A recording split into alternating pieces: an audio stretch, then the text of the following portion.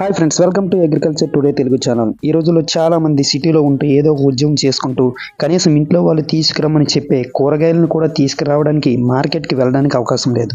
దీనికోసం మనం ఆకుకూరలు సింపుల్గా ఎలా పండించాలో ఇంతకుముందు చేసిన వీడియోలో తెలుసుకున్నాం. ఆ వీడియో లింక్ కామెంట్ బాక్స్లో ఇస్తున్నాను, చూడండి.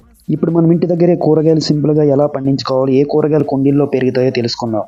ఫ్రెండ్స్, ఏ క్షణానైనా మీకు ఈ వీడియో నచ్చినట్లయితే లైక్ చేసి, షేర్ చేసి, అదేవిధంగా సబ్స్క్రైబ్ చేసుకున్నట్లయితే సబ్స్క్రైబ్ చేసుకోండి. మనం ముందుగా ఆన్లైన్లో దొరికే గ్రో బ్యాగ్స్ని తీసుకుందాం.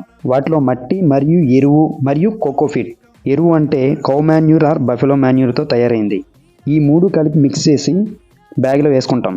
అందులో నేను చెప్పినటువంటి విత్తనాలు మాత్రమే తీసుకొని వేయడానికి ప్రయత్నం చేయండి. అంతేగాని ఏ పడితే వేసిస్తే బ్రతికినా సరే కాయలు కాయవు. దీనివల్ల టైం వేస్ట్.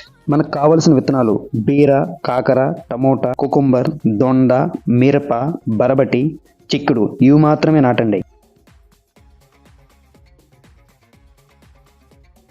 ఫ్రెండ్స్, నేను చెప్పాను కదా ఫ్రెండ్స్, వీటిని తప్పించి మిగిలినవి ట్రై చేయొద్దు. మనకి ఈజీగా కాసేవి ఇవి మాత్రమే.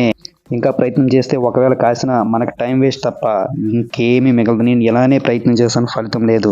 ఇంకో విషయం ఫ్రెండ్స్, ఎవరైతే ఈ పని స్టార్ట్ చేస్తారో వారు మాత్రమే ప్రతిరోజు చేయండి, లేదంటే నో యూజ్. ఎందుకంటే మొక్క ఎవరైతే వేస్తారో వారికే బాధ్యత ఉంటుంది. అదేవిధంగా మొక్కను ప్రేమిస్తారు. మీరే మొక్కను జాగ్రత్తగా చూసుకుంటూ దాని బాధలు అర్థం చేసుకుంటారు. దీనివల్ల మీ మనసు బాగుంటుంది. ఇంకేం కాలుష్యం, ఇప్పుడే వర్క్ స్టార్ట్ చేద్దాం. Friends, last but not least, మొక్కను నాటుదాం, మొక్కతో కమ్యూనికేషన్ పెంచుకుందాం, రాబో తరాలకు ఇన్స్పిరేషన్ అవుదాం. Thank you very much.